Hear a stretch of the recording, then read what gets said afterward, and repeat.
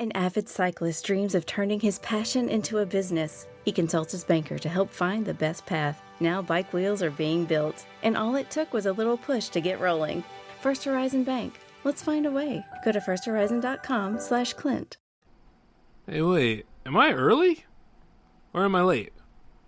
You know something? I am fashionably early. And let's see, since I'm here now, I guess there's no choice but to go ahead and get started, you know? You gotta figure it's like 10 o'clock somewhere, right? Yeah, probably over there in the Eastern Hemisphere of sorts. But other than that, though, it's the last week of the J360 Monster Fest, so let's just go ahead and finish strong, shall we? Because, welcome to the J-Man Show here on J360 Radio.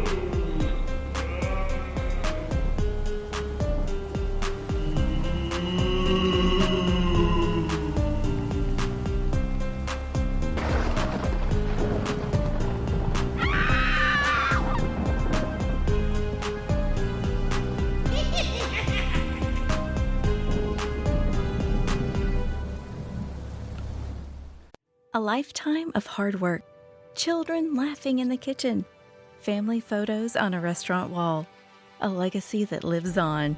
It all comes from the power of a conversation, like the one Tommy Hall had with First Horizon Bank about taking over his father's Charleston-based restaurant business.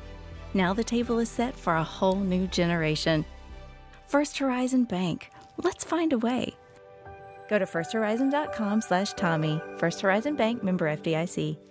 Between aging and busy lifestyles, many women struggle with maintaining their physical and mental wellness. At Aquavita Concierge Healthcare Services for Women, we can help you revitalize your health and reclaim your life. We start from within by balancing your hormones, allowing your body to achieve and maintain desired weight goals. We also specialize in peptide therapies, regenerative medicine, sexual health, and aesthetics in our state-of-the-art facilities. Feel better, look better, live better at Aquavita. Visit aquavitality.com and begin your journey today. Hey, how's it going, J360 Legion? What is happening?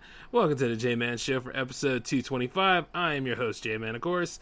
And yes, let's get into it because, man, we do have a lot to cover.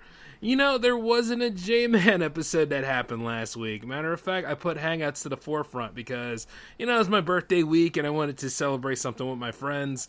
And, you know, you guys included and everything else. Like, so the whole week was wild, man. I had a pretty good time, you know? And it's nice to know that I have, like, a pretty good supporting cast, including my lady and all. So it's just been really, really nice. Everything's looking just phenomenal. And some new stuff's about to come my way, so I'm doing pretty awesome here. Yep, can't complain. But I'm gonna find a way, though, because I live in this society with y'all. I'm just kidding. Actually, it's not me. It'll be other people, though. But all in all, I've been doing pretty good lately, and I've been eager to come back to doing the J-Man Show for you all. So especially since we are like, 225, huh? Yep, still on the road to 300, so it's not bad. It's just a lot of good stuff coming our way. And just because it's not October anymore does not mean that there isn't a continuation of the Monster Fest, which we are currently in right now. For the final week, no, we're going to have a good time doing this. And, you know, we have a few nightmare tales to throw your way. Speaking of movies, I finally saw Malignant. Loved it. Thought Malignant was great. Especially the part where you find out, like, you know, everything that happens in it. I mean, to have that sort of parasite living in you, but it was supposed to have been born anyway. It just didn't become its own. Now, that's wild. I remember mentioning that ventriloquist episode of the Tales from the Crypt, where, you know, that stump on the ventriloquist's arm, which he was played by Don Rickles, turned out to be an actual person. He would just take drugs to keep that stump lifeless and all. But he ran out of drugs, and that damn thing took over because here's Morty. That was some wild stuff, boy. You know, as a kid growing up in like the in the 90s, I'm just like, That was some freaky stuff. I don't know whether it was like the way way he was moving with the little nubs, or the way that, you know, you saw like there was muscle tissue, but there was no skin on his face, because the skin on his face would be there when they were doing the Ventriloquist act. But as soon as homeboy popped out, oh, that was wild. And then came the part, though, at the end, like, where it ended up taking over the understudy, or the apprentice's nub. You know what I mean? And that was weird to me. But, bad ending, but great 2.5 acts. You know what they say, 2 out of 3 ain't bad, right? So if you can get those 2 acts good, it's kind of, it's kind of suspected that the third one might not be that great. Or, I don't know. Depends on how you guys go about it. I've been looking at some wild stuff here on this Tubi, though, and I'm starting to sound old, too. Next thing you know is I'll start calling it the Tubi and everything. But, yeah, this one's called, like, Twisted Fiction. It's supposed to be, like, an anthology series of sorts. And, see, there's only 2 episodes. I guess, like, maybe they stopped production because of certain reasons. But from what they got going on, it's not bad. I mean, one was dealing with an internet troll, and the other one was dealing like with this this evil hotel where it turns out like people go out to live out their fantasies, illicit or not, and they end up doing like dangerous stunts to each other. That this particular woman that we're going to talk about, she actually did choke her lover to death because he liked to be choked, and she wanted to see what it felt like to cause pain on people. So, yeah. But the whole time she tried to get out of there, as after she killed the guy, this dude in a red jacket, you know, pay attention, was following her around saying there's only one way out of here. And you see, after a while, you realize that he just wanted her soul because of, you know, reasons. I'll let you guys fill in the blanks on that, because, like, usually when it comes to those kind of stories, you do know after a while. And I just like how there's that little bit of freshness there where it's always somebody that wears, like, the red jacket or whatever. And no, I'm not a part of that whole scenario. So if you make a deal with me, you know, I don't play that show. You see what I'm saying? Even though that was a damn cool looking jacket, I'll tell you that right now. However, as we are going to finish strong for the Monster Fest, we do have some Nightmare Tales for you. And speaking of those Nightmare Tales, we'll go ahead and get started with this one, which is called Stranger Danger. And before any of you all be like, oh my god, he's reading that kind of story, just listen to the damn thing. Got you for at least like 45 minutes. Jeez. Okay, Stranger Danger. 2 Scottish men traveling on business in Texas were celebrating the end of their trip with a night out on the town. When the bar closed, they decided to continue the party, so they flagged down a taxi to take them back to their hotel. But they soon became paranoid, thinking that they were being driven in the wrong direction. So they asked the driver to stop and headed out into a night on their own, finding themselves completely lost in a quiet residential neighborhood. This was before mobile phones were commonplace, so the businessmen began banging on doors to see if they could use someone's phone to call another taxi. Having no success, they ventured into a back garden to get someone's attention. Back home in Scotland, they were used to leaving their doors unlocked, so this didn't strike them as particularly unsafe. And certainly not after drinking all night. Wow. The homeowner, woken by the noise, came downstairs and saw 2 men peering in through his back window at 4 a.m. And he didn't think twice about firing a shotgun, killing them outright. I mean, if you really think about it, like, you gotta understand, like, where you are at night, usually. Like, be aware of your surroundings. And, yeah, public transportation isn't exactly safe, but usually those that are riding in taxis and all, they don't usually do this kind of thing. You get my drift? I'm just saying, like, some probably will lead you astray, but then there are most that aren't going to. So, you know, you take your risk when you jump into the nightlife. But then again, I don't think it really matters anymore these days because they'll get you in the daylight too. Yeah. Next we have up is called A Shocking Tale. A young extreme sports enthusiast who was covered in a variety of piercings, tattoos, and body modifications was always looking for the next adrenaline rush. One day he was at work on a construction site. He bet his colleagues that he could clip 2 electrical lines to his piercings and give himself a thrill. They tried to persuade him that it wasn't a good idea, but this only made him more determined. Unaware that by applying electricity directly to his chest, he was at risk of experiencing more than a funny sensation. He attached the electrical lines to each of his pierced nipples and promptly received a fatal shock through the heart, from which he could not be revived. Okay, once again, that is self-inflicted right there. You know, sometimes we are really our own worst enemy. You know, whether we think too much or whether we come up with, you know, all these crazy would-be solutions, but they end up becoming more problems, whether to stroke the ego or whether to go ahead and just try to prove some sort of crap to somebody who doesn't care, or, you know, all this extra crap that we usually do. And you see a lot of it on the internet in terms of social media. But it's like, yeah, like the two guys in the first story, you're on some, you know, you gotta have common sense somewhere, you know what I mean? Like, you don't sneak at a certain area where the guy comes out with a shotgun, you know, puts both barrels in you and you go down and stuff. It's hard to not feel bad for him. He was scared. But this particular guy, to go ahead and get a thrill, decides to shock his chest right on the piercings with electricity. Yeah.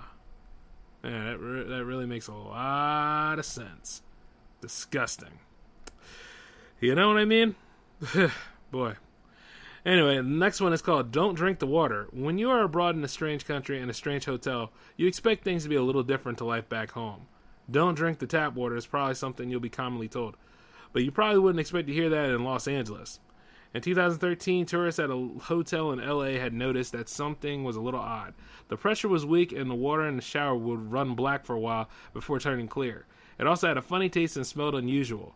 Nevertheless, they drank it, as they assumed that this is just how water in LA was supposed to taste. If it's anything like that water in certain areas in Philly, yeah. Eventually, someone complained to staff at the hotel, who sent a worker to check whether the 4 large water tanks on the roof were in good order. What he found when he opened the lid turned his stomach. It was certainly explained that the issues that they were having inside of one of the cisterns was a partially decomposed human body. The unfortunate maintenance man who had found the remains of a young female student who had gone missing after staying in the hotel for several weeks previous. Guests at the establishment had been using corpse water to shower and brush their teeth for weeks, as well as drinking it. Pathologists determined that the student had drowned in the water, so she wasn't killed before ending up in the heavy-lidded tank. But how did she end up there? Investigators were baffled. They had the girl on camera on the night she was last seen by other guests, and she appeared agitated. She was pictured in an elevator peeking into a corridor as if she didn't want to be seen, and then pressing all the buttons. It shouldn't have been possible for her to even get on the roof, as it was locked and restricted. As there were no more leads, her death remains a mystery to this day.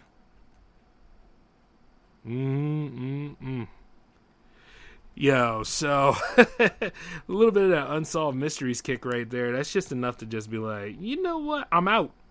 I ain't drinking no water except for the water I get over at the gas station. Even then, that's debatable. You know what I'm saying?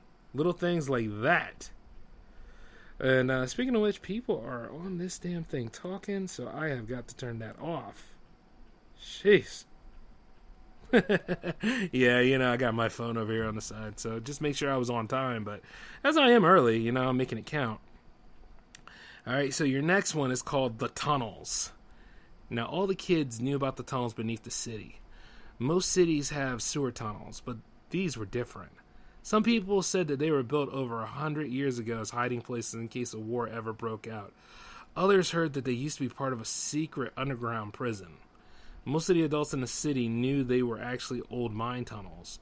Rich people used to build them for stone mines, and the tunnels became so big they wound up connecting with each other, and they ran on for miles. Over time, people stopped using them for mining, and now they were just a giant underground maze. The adults knew the tunnels weren't safe because they were so easy to get lost in. But that wasn't the reason that most of the kids thought the tunnels were dangerous. They heard stories about the tunnels being haunted, or about insane killers who lived in them, or even about monsters that would eat a person alive. One night, some of the kids were telling each other these stories at a party.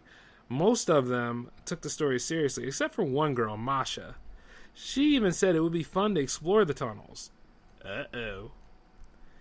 One night, you know, she said, I'll go right down there and prove there's nothing to be scared of. Some of you will even be brave enough to join me. We'll stay for only an hour. Now, you know that's already a lie, right? You don't want to do that. The two others agreed to go with Masha. They all headed out to one of the nearby entrances to the tunnels. It was already dark, and they knew the tunnels would be even darker, so they all brought flashlights. When they walked down into the tunnels, the first thing they noticed was how confusing they were. Because different people had built them over the years, some sections were very small, and others were very wide. Sometimes a part of a tunnel would seem to go on for miles, and another one would lead to a dead end right away.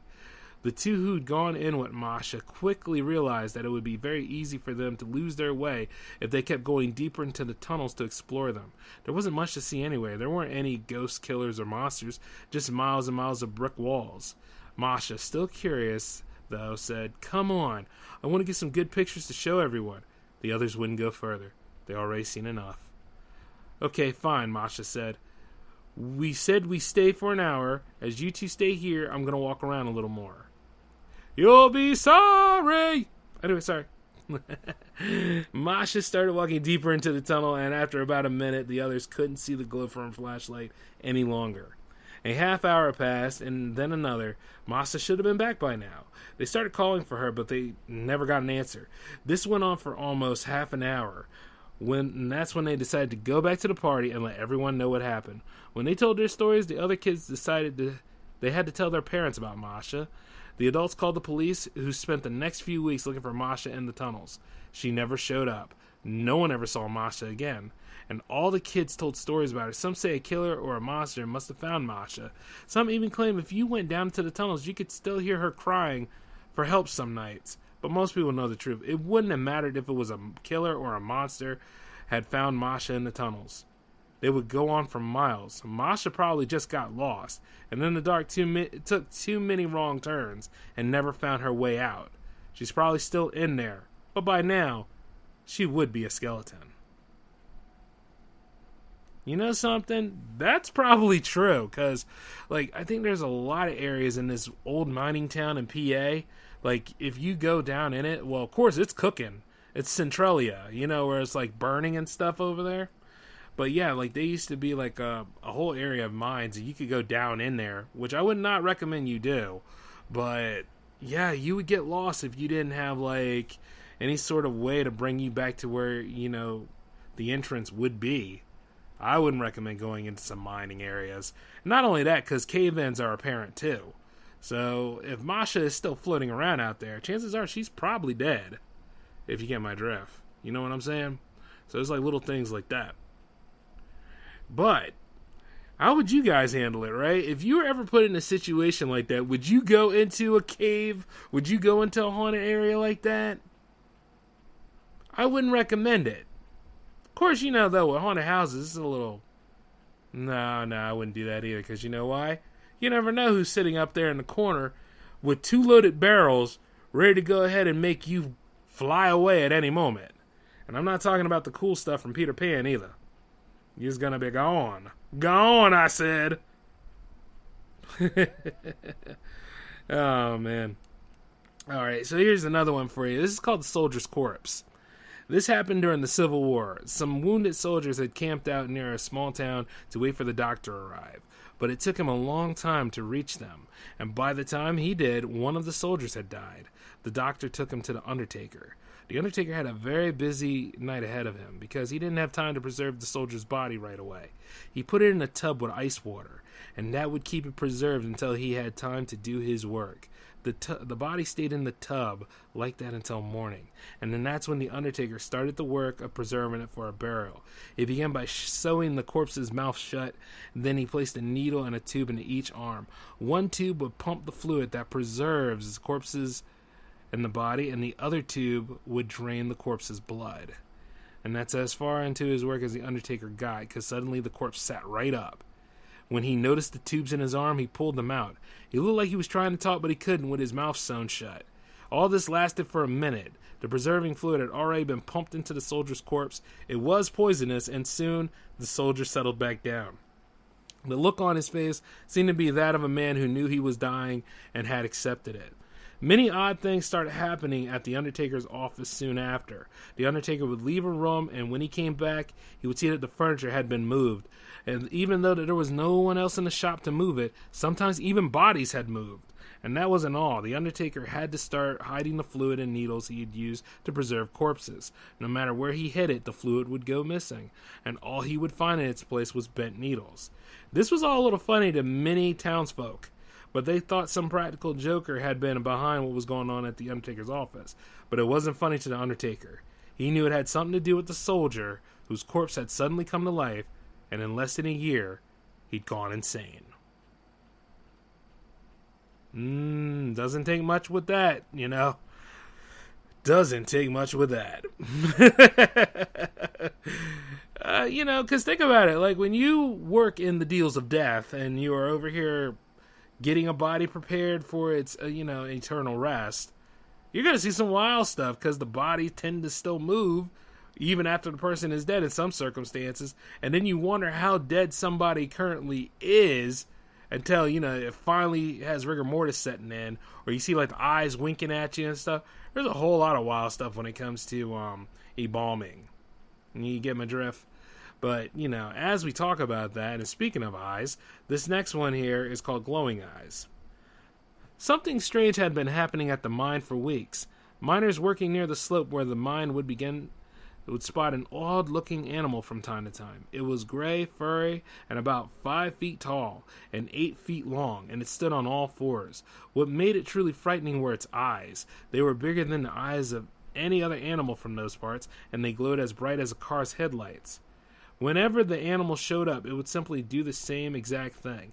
It would simply walk up to the start of a slope, look down into the mine for a few seconds, and then head back to the mountains. Every single time the animal would come to the mine, about 15 minutes or so would pass, and there would be a slate fall, and a few miners would die. And some of the men would try to kill the animal as it walked back to the mountains, but no matter how many times they shot it, they never could seem to do any harm. The animal would simply look at them for a moment, then keep walking. Everyone figured the animal must have had something to do with all the deaths at the mine, and they believed that they could kill it, the deaths would stop. Not really, but okay. So the mine owner hired 2 of the town's best hunters, Bill and Jack, to go kill the animal. They hid it up to a shack in the woods with powerful rifles and some food. They waited for a long time, but finally they saw the animal head down to the mine. They shot at it, but even with their very strong rifles, they couldn't hurt it. When the animals got to the slope of the mine, it looked down into it for a lot longer than it normally would, and then it left. Bill and Jack started shooting at it again when it passed by their shack and back into the mountain. No matter what, none of their bullets seemed to do any harm. That didn't matter, though. Just a few moments later, Bill and Jack heard a loud roar coming from the mine. They ran to see what it was. The mine had exploded. 22 men had lost their lives, but that was the last time anyone saw the animal. Oh, man. I don't have a snappy comeback at that one. That one was actually pretty sad. You know what I mean? But you see, mining is a very dangerous job anyway. And for a lot of people, that used to be like the income for the town. Like, you would grow up, go to school, and then you would be working in the mines. And whether, certain instances would have happened, like if the mine would cave and all, that was just part of the job. If anything, that was like Tuesday. So, coal mining and all that jazz. And some people want to keep that open. But like I said, it's because it's the economy of the town. And with that scenario happening and with that weird wolf and all that jazz, oh boy. You can just feel the chill. So, R.I.P. to those miners that died. But that is the last time they saw the animal. So it must have been a very ominous sign for them to get up out of there. Just saying. But, you're never going to stop the death on that sort of scenario. Anyway, I got another story for you guys. It's called Eating for Two. Here we go. My husband placed a steak in front of me. You're eating for 2 now. Eat up. Thank you. I grabbed the knife and cut into the steak. A deep blood red color that made my mouth water. This looks perfect. The first few months were the hardest. I projected vomiting more times than I could count. We had to have the rugs professionally steamed, the couch washed, and no matter what I ate, no matter how hard I tried, it seemed like the nausea boiled up out of me at the most inappropriate times. And honestly, I haven't been feeling like myself. Sometimes I try to speak, but only an unintelligible syllables come out of my mouth. Stefan said that's perfectly normal and nothing to be worried about. That's getting confused and mixed up is part of it. I'm not sure I believe him. Sometimes I say things and I don't even remember thinking them before they come flying out of my mouth. Other times it's just unintelligible nonsense. And then there were a lot of other side effects I didn't expect too. Like fainting. A few weeks in, I was walking up to the steps to church when I suddenly felt a wave of weakness wash over me. My vision grew dim, I'm spotted with patches of black, and smack, I fell onto the cold, hard steps. And then everything went black. You fainted, Stefan said. When I finally came to, are you okay? I should have been there to catch you. I'm so sorry. My head throbbed and my knees ached, but I was okay. We were okay. I spent a week taking it easy, watching my favorite soaps on TV, getting served on hand and foot, and then I was good as new. But you know what? I somewhat expected the nausea and the fainting. I mean, I read all the books. They tell you there will be changes, some will be unpleasant, but it'll all be worth it in the end, right? Yet they never warned me about certain changes. All the aches and pains. My neck had been hurting something awful these past few months. My back feels like it's on fire, and I'm always aching and hurting in one way or another. And the random allergies and rashes. I always had a host of food allergies, but suddenly I was breaking out in a rash from my favorite necklace. It was crazy. Stefan got me some cream right away, but it still made me sad. And the books never warned me about just how bad my anxiety would get. How all those little voices in my head would amp up. Some days I just lay in bed trying to silence them and focus on the positives. But it's hard. Really hard. Stefan's been so supportive, though. I know he was just trying to get me help. He's been rubbing my back and rubbing my feet and getting me all kinds of good. I couldn't ask for a better husband. He knows that it's hard work. He's been throwing away my cross necklace and listening to the growing voice in my head have been so hard. He knows it's hard being possessed by a demon. But in the end, it'll all be worth it. Wild, huh? Shoot. I mean, after all, she is eating for two. So, you have to consider all that wild stuff going on right there. Yeah. I mean, you gotta think about it sometimes. It's like, I don't know where you go from there, It's like, she is possessed by a demon, and she is going through volatile transactions and all. I wonder if it's a Rosemary's Baby scenario, or if it's like that crazy stuff from Julie Christie's The Demon Seed. Pray for her. Which, by the way, that movie should have made an appearance on the Monster Fest by now. It should have, but The Thing recently did, so maybe that'll probably be a hallmark for next year's fest. Because that was the one with that supercomputer that wanted to be born. Didn't want to be made, was aware of everything, was really, really hyper intelligent, but it wanted to be born through a woman. It was wild, it was trippy, and if you ever get a chance to see it sometime, I highly recommend it. You don't even have to wait till next year's fest for that. I highly recommend you guys watching that one. Tell you the truth right now. What else is in the itinerary tonight? Oh boy. Should we or shouldn't we on this one? I'm just thinking now. I'm just thinking. Should we or shouldn't we? Yeah, why not? You guys are grown. You're good for it. Alright, this one's called The Prank. Trick or treat, you knows. It still goes on. Like I said, the pranks are forever, man. Real talk. Anyway, here we go. During the first few weeks of college, the frat guys would play pranks on the new students who wanted to become members. Their pledges. This has been going on for years. They needed to put their new members to the test to make sure that they were serious about wanting to join. Cult tactics. Of course, this wasn't the only reason for pranks. The older members of the frat who had a lot of fun laughing at their own tricks and stuff would love to scare the younger students. This is why they were so unhappy with one student who wanted to become a member of the frat. His name was Jeremy, and nothing they seemed to do to him would bother him very much. Tricks that would terrify others didn't seem to scare Jeremy at all. So one day, a few members of the frat decided that they would play their scariest prank yet on Jeremy. They decided to show up at his dorm saying they wanted to take him out to the country for a ride. They said that there was something that he needed to do out there if he wanted to join the frat. Jeremy agreed, but he already seemed a little more frightened than he usually would be, since he didn't say much for the entire ride. After about a half hour of driving, they reached an old abandoned house, and it was very dark out now.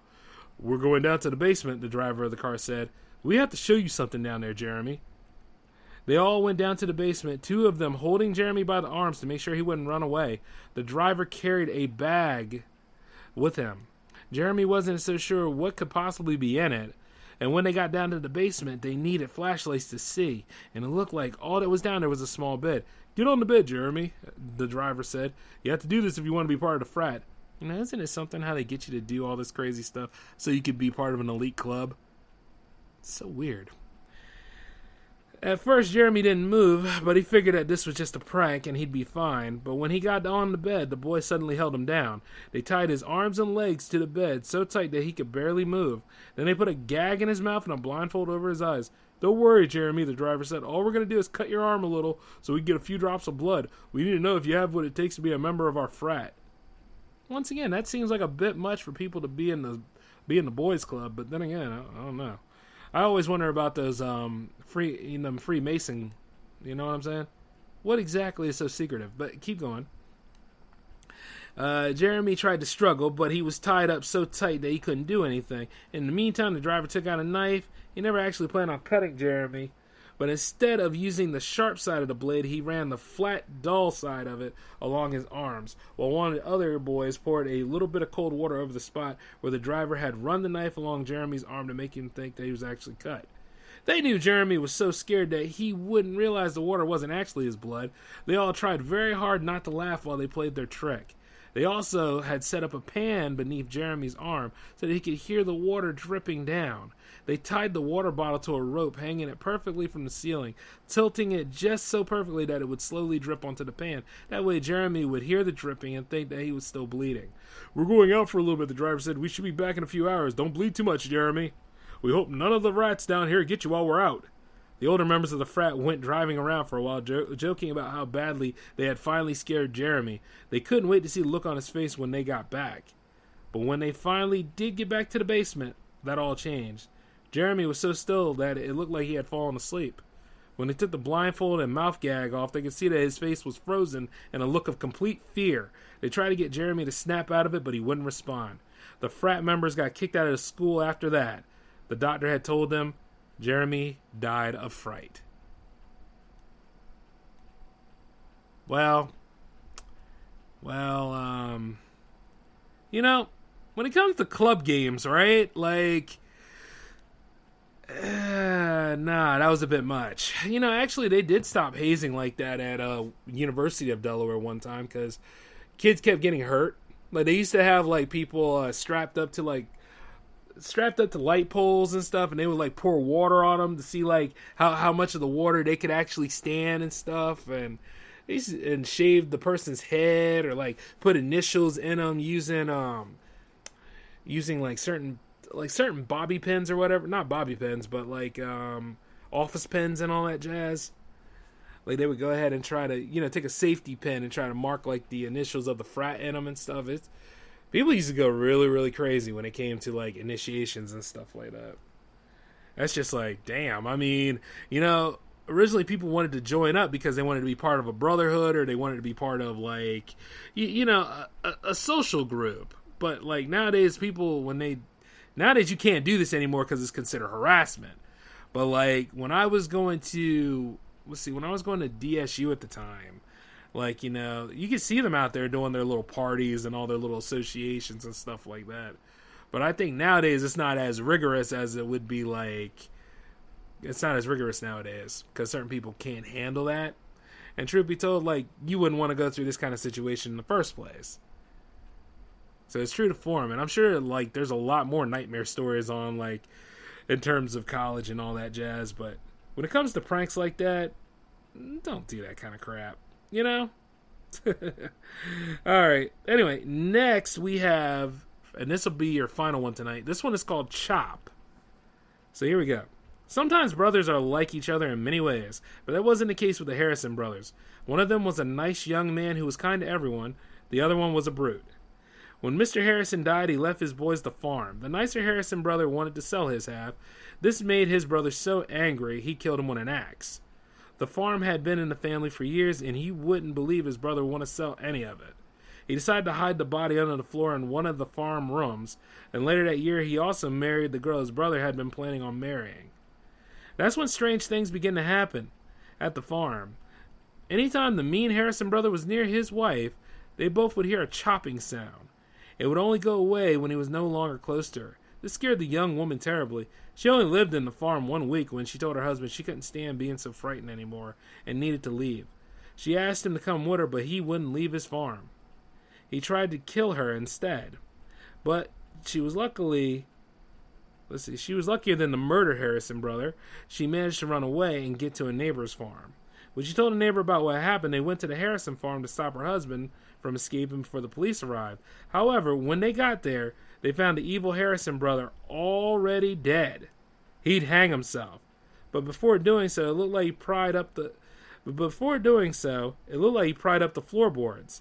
And inside the floorboards was the body of the nicer Harrison boy, and next to him was an axe. So what does that tell you? Oh, man. Kind of chilly, right? Phew, you might want to go ahead and put a log on the fire and stay warm and all that jazz. Because, like I said before, these are folklore tales, ladies and gentlemen. It's not like it actually happened to you. And, you should be very, very happy that, you treat people with respect. After all, we're well-doing people, right? We don't have skeletons in the closet that could actually come back to haunt us, right? Don't believe him. Yeah, I don't think you should. Not at that case, anyway. But hey, like I said, I love reading these nightmare tales to you guys, and I know there's a lot more that I have to go ahead and throw your way sometime. And you see, as we are on the final week of the Monster Fest, it started with a jams. It's going to end with another J-Man episode. So yeah, you got a full week of content here. And speaking of jams, Jams 35 happens tomorrow, and we got a pretty interesting playlist again. And yes, it is a Monster Fest base one.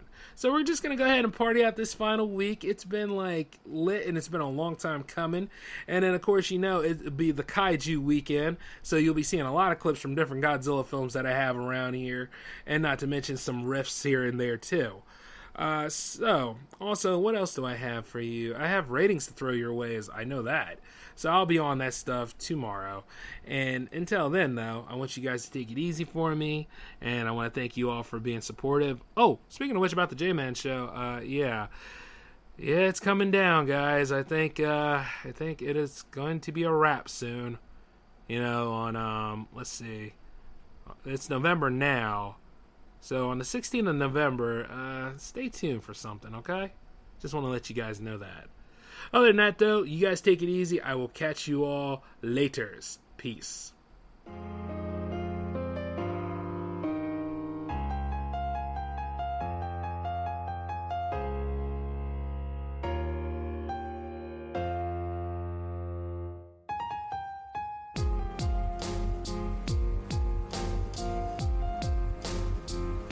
Hey, hold on. I don't think you guys think that the show's canceled, right? No. See, the 16th, guess what? That's when the 6th season of the J-Man show starts. Just wanted to let you all know that. Anyways, laters.